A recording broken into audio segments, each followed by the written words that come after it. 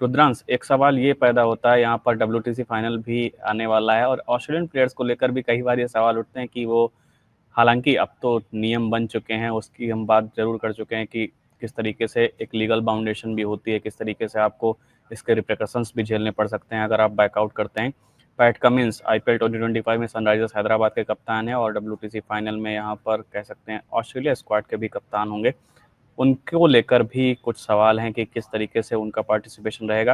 हालांकि सबसे ज़्यादा एक्सपेक्टेशन सही है कि वही एक इकलौते फॉरेन प्लेयर्स हैं जिनको लेकर लगभग लगभग एक कंफर्मेशन है कि वो ज़रूर लौटेंगे और अपनी पूरी ड्यूटी निभाएंगे एज एन आईपीएल कैप्टन। लेकिन कितना इम्पैक्ट पड़ेगा अगर वो आईपीएल 2025 में अब लौटते हैं, तो उनके डब्ल्यूटीसी फाइनल की तैयारी पर कितना इम्पैक्ट पड़ेगा, या फिर एक कुछ चांसेस हैं कि वो बैकआउट भी कर सकते हैं कि डब्ल्यूटीसी फाइनल, क्योंकि एक बहुत बड़ी चीज़ है।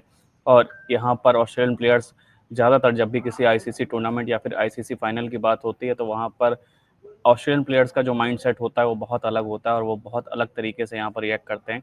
इस बार पैट कमिंस को लेकर किस तरीके के चांसेस लग रहे हैं? मुझे तो लगता है कि पैट कमिंस को कोई बहुत ज्यादा इश्यू तो नहीं होना चाहिए यहाँ आने के लिए। उसके एक दो रीजन ये हैं कि एसआरएच का लास्ट मैच देखिए, वो है 25 मई, वो कोलकाता नाइट राइडर्स के अगेंस्ट।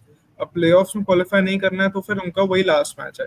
और डब्ल्यूटीसी फाइनल शुरू होगा 11 जून को, तो उनके पास आराम से दो हफ्तों से ज्यादा का टाइम है कि वो इंग्लैंड जाए और T20 मोड से बाहर निकल के टेस्ट मोड में वापस आ पाए।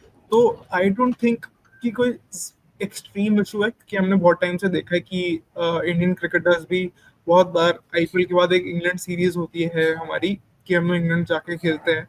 और इस बार भी ज्यादा डिफरेंस नहीं है कि इंडियन टीम भी जाएगी इंग्लैंड, कि अगर जो भी प्लेयर्स, अगर विराट कोहली 3 जून को फाइनल खेल रहे होंगे तो उनके पास 17 दिन होंगे इंग्लैंड सीरीज के पहले टेस्ट मैच के लिए।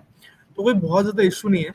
मॉडर्न क्रिकेट है यार, शेड्यूल बहुत टाइट हो गया है, तो हमको ये थोड़ा एक्सेप्ट करना पड़ेगा कि थोड़ा सा तो प्लेयर्स नीड टू एडजस्ट, कि थोड़ा T20 और टेस्ट के बीच में थोड़ा टर्नआउट कभी कभी कम होगा, तो they will have to adjust. अब ये situation some cricketers, I think Pat Cummins and others जो आ रहे हैं, वो भी थोड़ा समझ पा रहे हैं कि ये क्रिकेटर्स बीसीसीआई की गलती भी नहीं है, ये सिचुएशन ऐसी है। हम लोगों में से ये इंडियन क्रिकेट की भी गलती नहीं है, बीसीसीआई की भी गलती नहीं है, आईपीएल की भी गलती नहीं है। And I think BCCI is also understanding कि cricketers can't be put on fault for not wanting to come. So I think BCCI will continue to request players to come, but हम force तो obviously किसी को नहीं करेंगे कि आना है, आइए, नहीं आना नहीं आइए, that's okay.